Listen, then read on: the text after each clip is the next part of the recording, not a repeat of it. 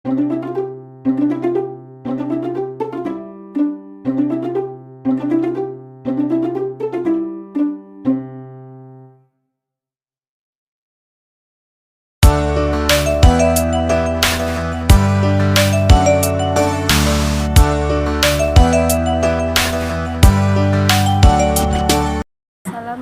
warahmatullahi wabarakatuh. Perkenalkan, nama saya Nur Rahmatillah dari Perbankan Syariah Semester 3, dosen pengampu Muhammad Ridwan ME SA. Langsung saja saya mulai untuk penjelasan mata kuliah Maqasid Syariah tentang Maqasid Syariah dalam akad konseptual dan transaksional. Maqasid syariah adalah tujuan utama yang ingin dicapai oleh syariat Islam, yaitu untuk mendatangkan kemaslahatan dan menghilangkan kemudaratan bagi manusia. Dalam konteks akad konseptual dan transaksional, pemahaman dan penerapan maqasid syariah memerlukan perhatian terhadap prinsip-prinsip dasar yang mencakup pemeliharaan 5 aspek utama yang dikenal sebagai al-daruriyat al-khamsah.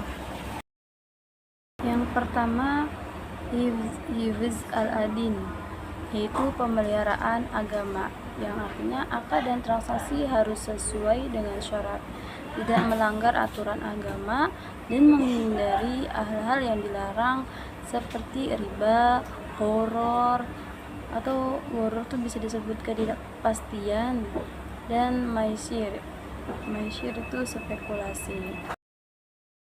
Yang kedua, hifz al-nafs, yang artinya pemeliharaan jiwa, yaitu akad harus menjaga keselamatan dan keamanan pihak-pihak yang terlibat, baik secara fisik maupun mental, dengan menghindari praktek-praktek yang merugikan seperti penipuan, eksploitasi, atau tekanan yang tidak adil.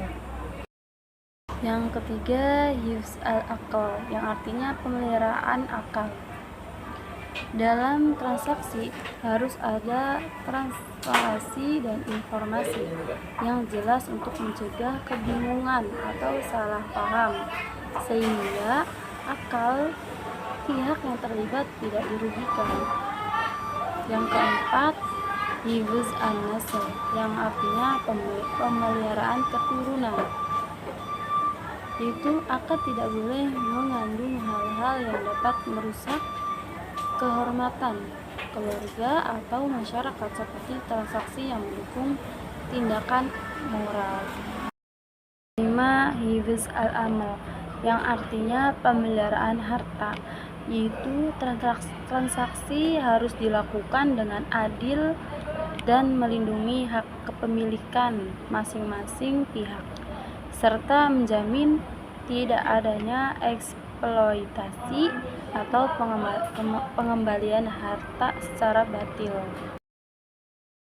Selanjutnya ada penerapan dalam akad konseptual dan transaksional. Yang pertama, akad konseptual atau bisa disebut teoritis. Perancangan akad harus memperhatikan kesesuaian dengan syarat, mencakup rukun dan syarat akad, serta mempertimbangkan dampak maslahat dan mafsadat. Terus ada juga keadilan dan manfaat. Akad dirancang untuk memberi manfaat kepada semua pihak dengan menghindari unsur zalim. Ada akad transaksional atau praktis. Transparansi setiap transaksi harus dilakukan dengan informasi yang jelas, termasuk spesifikasi barang, jasa, harga, dan syarat-syarat lainnya.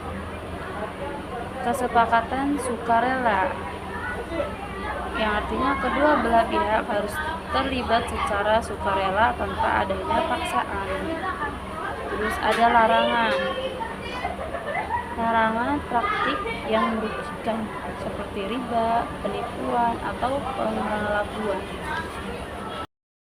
Contoh implementasinya maqasid syariah yang pertama, transaksi jual beli, yaitu barang dan jasa yang diperjualbelikan harus halal dan bermanfaat. Akad dilakukan dengan akad salam, murabahah atau ijaro sesuai syariat.